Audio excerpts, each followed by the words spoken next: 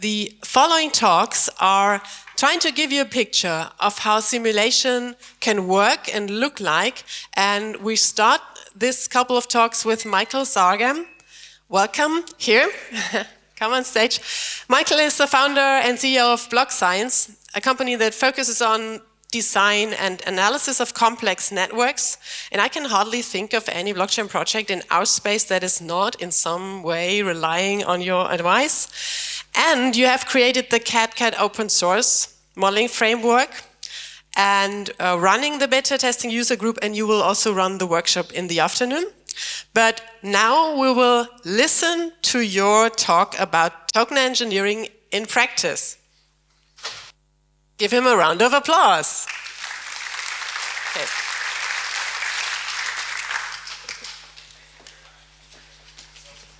Switch it on. How about now? There we go. Okay, so we're going to talk about token engineering in practice. I'm going to basically start by reiterating a little bit of what we've talked about before, which is that these are in fact complex systems, and we're going to work our way down from the concept of systems. They're sort of general system theory helps us understand the way that things work in the world, regardless of what the sort of medium is.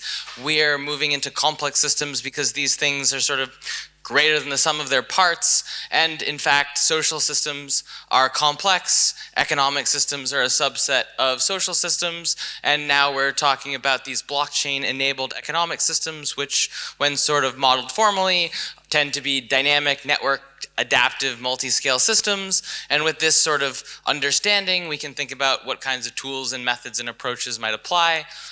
For time, I won't sort of go into the details of how to map Bitcoin into this sort of set of abstract sort of properties, but there'll be a paper about that at some point by one of the actual speakers who's later this afternoon, Chris Peruk. We want to talk about the relationship between economic systems and token systems, token economies. For starters, the economic systems are the things that we really care about, right? We might be engineering tokens, but the tokens are just sort of this now tangible economic component. It's a representation of a thing or a right, or could be a good, could be a service, it could be functionally a currency, but at the end of the day, we actually engineer them in order to drive a certain behavior in the economic system as a whole, which is actually a level of abstraction above the software itself. And I try to make this point pretty closely because often, when I first get involved with a project, I get handed a protocol specification. And I'm like, cool, that's the plant of the system, it's the machinery, this is what someone can do, but like, what will they do, what sort of happens, what's the extra layers of incentive control embedded through the tokens? Yeah, we don't really know. Well, what are we trying to accomplish? High-level business goals. We kind of work our way down from a representation of the economic system of interest down to what elements are sort of still under our control to design, what elements are in fact sort of predetermined by the use case or the software, etc. And ultimately we want to design generally steering systems.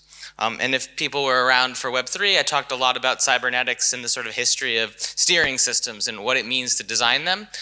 Here we're going to move on and stick to the sort of engineering aspects. So engineering's sort of critical bedfellow is science, and science helps us understand the things that we observe, to understand things that might happen in the future. And we really think about this in terms of three kinds of science. We have analytical science, which is basically mathematics, but it's applied mathematics to systems we care about. We represent those systems, and in a sense, when you write down a mathematical model of a system, you're saying, here's an analogy, here's a story, but that story actually tells you something back. So unlike a sort of written language story, when you say, suppose the world works like this in mathematics, you can use sort of manipulations, theorems, proofs to say, wow, if the world worked like that, then this other thing must be true. So we sort of have formal assumptions in, formal conclusions out, but not necessarily guarantees that that's how the real world works. We can sort of power up these sort of storytelling exercises with these computational models. They're a bit like, guess you could think about them as thought experiments just supercharged. So we're still just saying, suppose the world works like this, and up to the degree those assumptions end up being true, the conclusions that you might reach from looking at those analyses might be true. But with degree of computing power we have now, we can run really wide array of these thought experiments and actually make inferences not just about what will happen, but how sensitive the outcomes are to the assumptions that we made in the first place.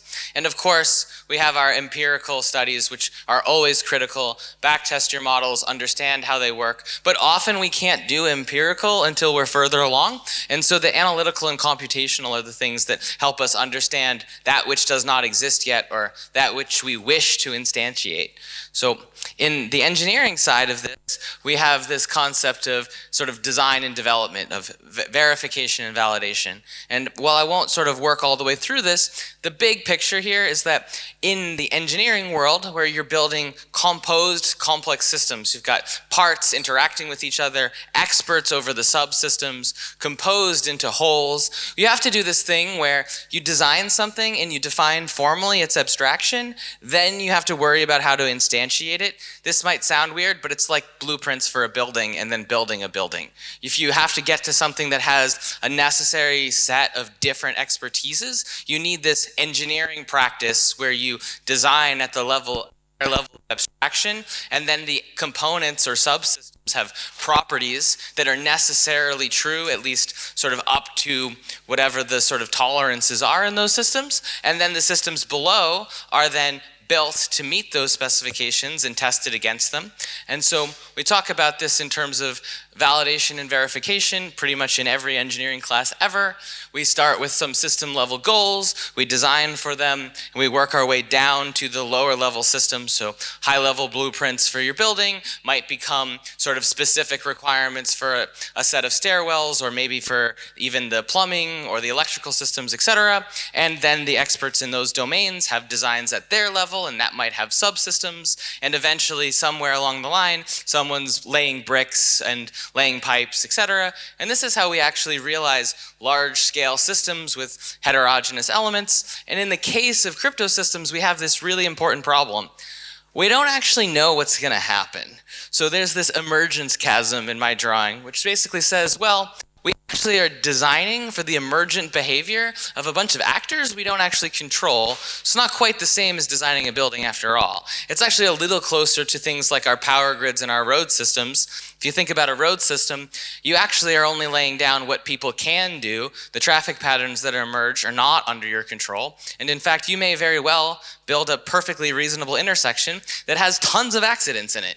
And you might not even know why, but then you probably should redesign, or you might need an anti-pattern like we discussed in the previous talk to say, wait, like why did there happen to be lots of accidents here? There was nothing wrong with the road from a sort of first principles of roads perspective. And so we actually bring in this sort of idea of the infrastructure, the engineered thing, only sort of allowing people to do things, and then the actual implemented thing is including emergent behavior over the thing constructed. And that's really tricky, but we're going to talk a little bit about how we go about dealing with it. And it starts with working through processes like saying, what do I really want to accomplish at a high level? And even though I can't strictly guarantee it, I want to keep in mind, and I want to work backwards from it before I start constructing something that I hope to achieve those properties. So from a simulation testing perspective, we break the world up into two pretty important elements. One is how the world works, and the other is what people do about it. And we can approach this from the whole sort of life cycle of the design process, where early on we might have these stochastic differential equations as the state update of the system. Some noisy processes might be out of our control, but at least up to a degree, if you do something, the consequence of those actions is reasonably deterministic. It's just that the behavior is not. And so you need population level agent models or agent-based models. And sort of as you move to the right on this, you're basically diving into finer and finer detail. And after you are building software, it generally makes sense to run backtests even between your models and your designs and the software you've implemented itself. So if you said in my design and in my, say, Python code, when the following behaviors are exhibited, the system does this. If I go to my chain code and I run agents that are emulated and I don't get the same behaviors, well then either my model wasn't very good or my code is wrong.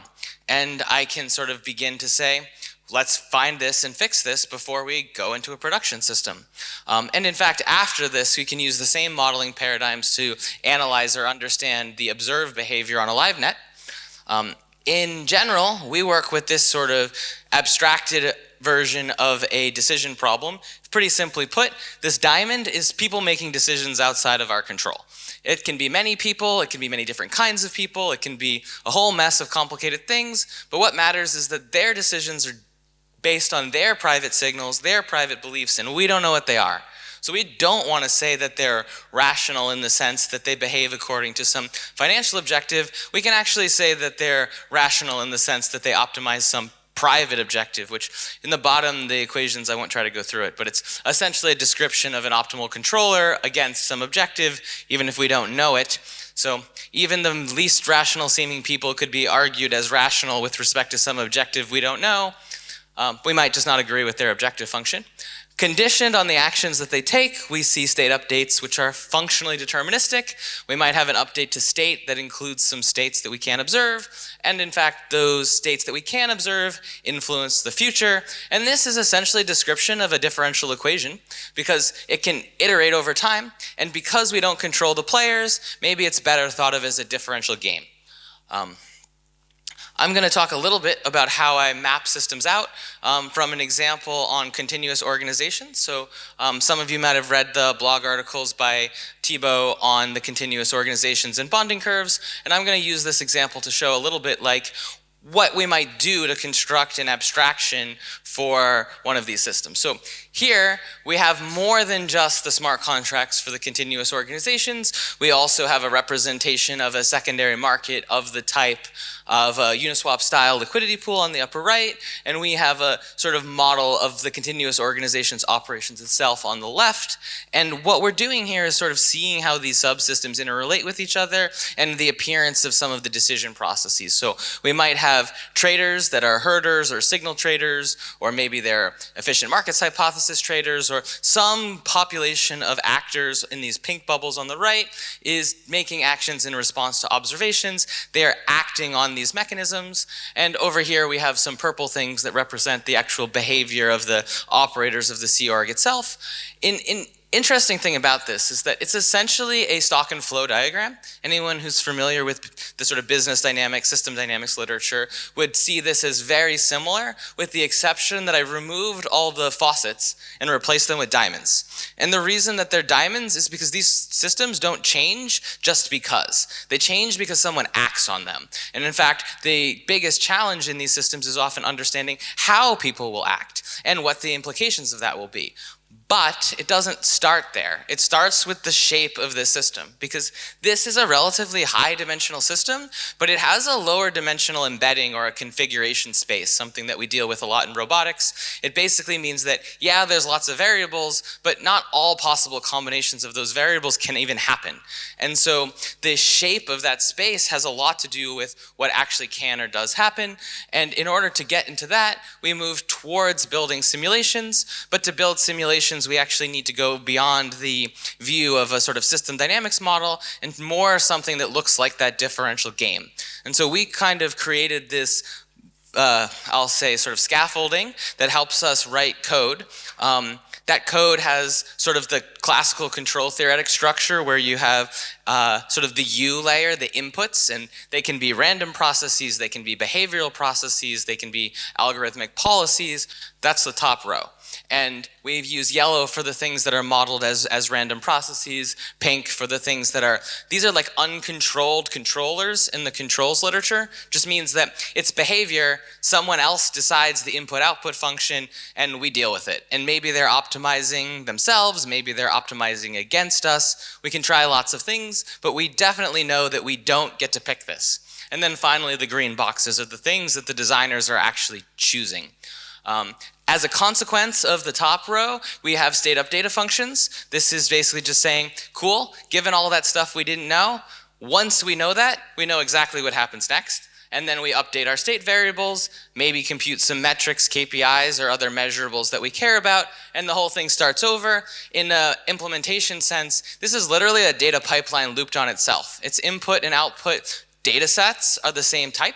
And so this is sort of the magic of how we got CADCAD up and running so fast, was because the lead engineer on the project is a very talented data engineer, Joshua Jodesty, and he basically figured out how to leverage the existing data science infrastructure to build these kinds of differential games as basically function compositions in data science pipelines. So we get results from things like Monte Carlo experiments. This is just like one plot. It's not going to be realistic to go into a ton of results, and this is an ongoing project. So what I really want to show is that we can start to get things happening in this sort of in expectation kind of way. So it's five experiments, same system structure, random variables on the yellow stochastic processes that are actually martingale style. They're diverging. So these things wouldn't actually converge around a particular outcome if the system itself weren't essentially processing that information and sort of shaping it. And so we're getting a system here where, under the assumptions that we made, which were, statistical adoption curves look like S-curves, certain assumptions, the faster the adoption, the higher this might be, the deeper it is, the higher this might be. But what's interesting here is really just that the results actually kind of clump up a bit, despite the fact that there's a lot of randomness being injected on the front end. And I sort of encourage people to sort of play around with the software in the future, try things out. But what really matters here is that you need the representation of the whole system that you care about with a state space model, get it actually mapped into something that looks like a system that evolves over time, and then you can start to run simulations using a simulation framework. It doesn't really matter what simulation framework you use. The problem is that what you care about is probably stuff in this bottom row. And those things are rarely totally defined by information that lives on chain. And so these unobservable states become functionally part of the abstraction. They're estimated, and they sort of help you build out an understanding about the relation between the concepts that you care about and the things you can actually tune. So in that sense, we're going to move on a bit. Well, how do we go about approaching this? Well, we have our sort of pre-launch design of the ecosystem. We want something that will sort of enable and empower an ecosystem to behave as intended. You launch it, and then it just like totally doesn't work like that because it never works how you think it's going to work. And you have to have a means of them feeding data collected on the live system back into these models to understand what they're really, the state they're in. And actually in the robotics literature, this is called system identification. If you have a proper differential representation of the sort of way the system evolves, even when there's a bunch of stuff that you don't know, you can actually sort of learn the stuff you don't know. It's a gray box modeling. You have a white box, this part works like this, a black box, someone doing something we don't understand, and some data about the whole system. It's sort of a sort of more advanced version of autoregression involving sort of structural dynamics under the hood. In practice with CADCAD, what we're doing is moving towards decision support tools for live networks as we work with our clients and help them build models during design. We are actually driving towards integrating data and learning how these systems are actually behaving, because at the end of the day, again, we know that we can't predict them. The designs are not predictions, they're not guarantees, they're simply like any other system, something that has to be launched and taken care of. And in a world where we want maybe autonomous groups of individuals to take care of systems, we need to provide visibility. And that visibility comes from this type of workflow, and I'm pretty excited about it. My friend Jeff recently wrote an article called Computeraided Governance, which is sort of exploring this idea further. And here's what it actually ends up looking like from an engineer's perspective. We do quite a bit of effort to understand the economic system, these economic conservation equations, like the first drawing we saw. We do sort of user role taxonomies to help understand what kind of actors we can reasonably expect, behavioral models, statistical models, etc. And then, of course, we have to know what the protocols and mechanisms in the system that we're working on are, from which we can synthesize these differential specifications, like the one that I showed you before, leads to computational models during design, and eventually system identification during LiveNet. And ultimately, this is all just a sort of piloting system that helps the humans design, implement, and govern these complex networks. And anyone who's really interested in how to do this, I think we should talk offline, but we're working pretty hard to put the best practices from what is essentially OR and industrial automation into play in situations where there is actually very rich data, but there is definitely stuff out of our control that isn't observable that we care about. And in the end, it's all about achieving some goals that are determined by the project and not necessarily low-level things that can be defined clearly over the low-level data. And so, sort of finally, this is a slide from my cybernetics talk where I talk a little bit about the importance of this governance feedback loop. So we build these automated systems that have these interaction patterns. They represent what one can do in these systems, but then we build in these incentive systems that kind of provide automated feedback, and they drive us towards some goals. But if those goals start to come out of sync with your community or your population of this network, then there's a feedback loop through governance. And one of the things that we find is that this type of model sounds great until you realize that participation isn't good enough. Informed participation is required. It's very common knowledge even in centralized systems that the intuitive thing to do is very often the totally wrong thing to do. If you've ever played the beer game, which is common in consulting, you end up creating this thing called a bullwhip effect just by making the really so-called obvious or intuitive decision, and you get a very non-optimal outcome. And the more spatial and temporal feedback loops in a system, the more likely that doing the thing that seems obviously right isn't. And the way that we avoid that with communities governed by themselves is to make sure that they have real visibility into the most likely consequences of their decisions. And so while this might seem like a lot, I am actually saying that token engineering is engineering. Engineering is full life cycle, and full life cycle means making sure that you keep that system healthy once it's deployed. So I'm going to wrap up with this demo. So we're working on getting cloud-hosted CADCAD models, and we're not on the internet. Can we make it so that we're on the internet? That makes me really sad.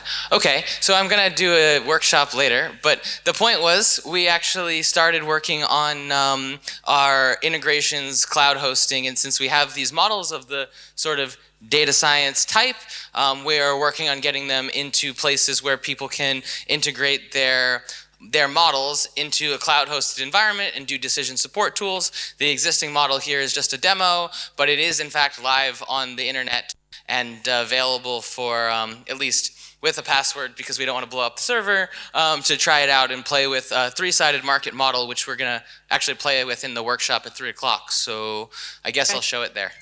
Yes, please show it there. And to remind you, at 3 o'clock, there is a workshop starting in the workshop area. The room is called Robston.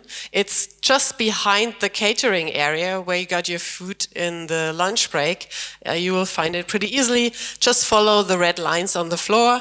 Robston, it's starting at 3, and there you can take a look and also play around yourself, I guess, with CADCAD. And with this, thank you so much, Michael, for this talk.